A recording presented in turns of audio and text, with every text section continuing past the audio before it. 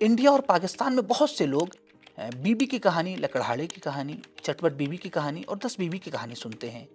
جب ان سے اس کے صحیح ہونے اور معتبر ہونے کے بارے میں پوچھا جائے تو کہتے ہیں کہ ہم نے اپنے باپ دادا کو سنتے ہوئے دیکھا ہے۔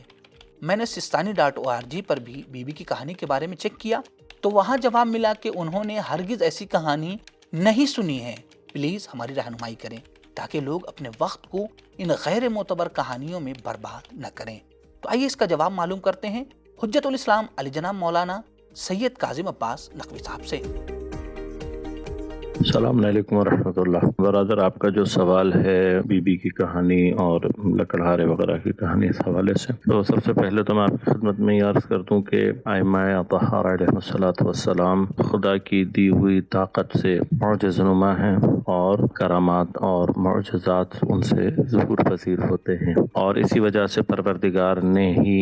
ان کو اپنے اور ہمارے درمیان وسیلہ قرار دیا ہے، اور ان کے وسیلے سے اور ان کی پیروی اور ان کے فرمودات کے اوپر عمل کرنے اور ان سے محبت کرنے اور ان کو وسیلہ قرار دینے سے انسان پروردگار کے نزدیک بھی ہوتا ہے اور اس کی مشکلات بھی دور ہوتی ہیں۔ اس حوالے سے اسی طرح سے پروردگار نے اہل بیت اطہار محمد و آل محمد علیہ الصلوۃ والسلام کے ذکر کو عبادت قرار دیا ہے اور اس کے اپنے آثار ہیں۔ یہ جو بعض معجزات پڑھے جاتے ہیں اس کا تعلق اسی سے ہے کہ جیسے خود حدیث قصہ ہے یا زیارات ہیں، ان سب کا تعلق یہی ہے کہ اہل بیت اطہار کا ذکر کیا جائے، اور اس ذکر کو اللہ نے عبادت قرار دیا ہے۔ یہ محبت اور مودت کو ادا کرنے کا ایک طریقہ اور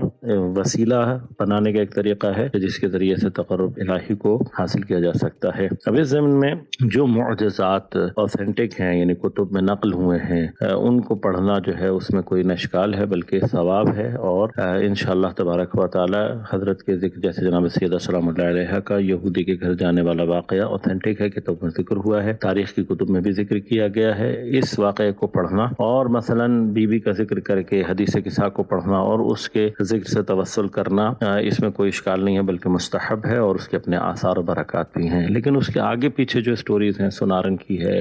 لکڑہارے کی ہے، امام جعفر صادق علیہ السلام کے حوالے سے، ان سٹوریز میں مسئلہ ہے تھوڑا سا، کیونکہ کوئی بھی واقعہ جب بیان ہوتا ہے تو اس میں یہ ابہام نہیں ہونا چاہیے ایک بادشاہ تھا، ایک وزیر تھا، ایک لکڑہارا۔ جو ہمارے ہاں چیزیں مستند روایت میں آئی ہیں ان میں نام بھی ملتے ہیں، جیسے یہودی کا واقعہ اگر ڈھونڈیں گے تو اس میں اس کا نام بھی کہیں نہ کہیں ضرور مل جاتا ہے، روایات میں بعض جگہوں پہ اشارہ ہوا ہے۔ اسی طرح سے جو ہے وہ نام اگر نہ بھی ہو تو زمانہ اس کا یا مکان کم از کم مشخص ہوتا ہے، جبکہ یہ جو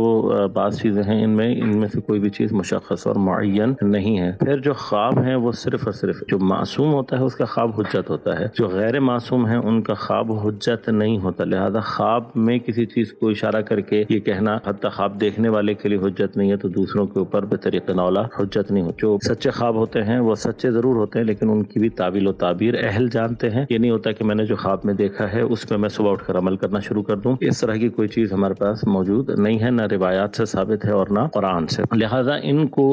پڑھنے میں احتیاط کرنی چاہیے، یعنی بہتر یہ کہ ترک کیا جائے، لیکن وہ معجزات جو اوتھینٹک ہیں ان کو ضرور پڑھنا چاہیے اور اہل بیت اطہار کے ذکر سے گھروں کو منور کرنا چاہیے۔ السلام علیکم ورحمۃ اللہ وبرکاتہ۔ دوستو، ہماری آپ سے گزارش ہے کہ آپ ہمارے چینل کو ضرور سبسکرائب کریں، اپنے دوستوں کو، اپنے رشتہ داروں کو اور دیگر مومنین کو بھی اس چینل کو سبسکرائب کرنے کی دعوت دیں، اور اگر آپ کے ذہن میں کوئی سوال موجود ہے تو آپ یہیں کمنٹ باکس میں اپنے سوالات کو پوچھ سکتے ہیں، یا آپ ہمارے دیے گئے انسٹاگرام پیج پر بھی اپنے سوالات کو پوچھ سکتے ہیں۔ اگر آپ کا پرسنل سوال ہے تو آپ ہماری دی گئی ای میل آئی ڈی پر، کہ جو یہاں پر موجود ہے، پرانی آئی ڈی ہماری ڈیلیٹ ہو چکی ہے، لہذا اس نئی ای میل آئی ڈی پر آپ اپنے سوالات کو بھیج سکتے ہیں۔ اگر آپ ہمیں ہیلپ کرنا چاہتے ہیں، مدد کرنا چاہتے ہیں تو پیٹریون کے ذریعے سے منتھلی ممبرشپ حاصل کر سکتے ہیں، پیٹریون کی لنک ڈسکرپشن میں موجود ہے۔ اور اگر اس کے علاوہ کسی اور ذریعے سے آپ ہماری مدد کرنا چاہتے ہیں، ہیلپ کرنا چاہتے ہیں تو ہمارے اس نمبر پہ ضرور رابطہ کریں۔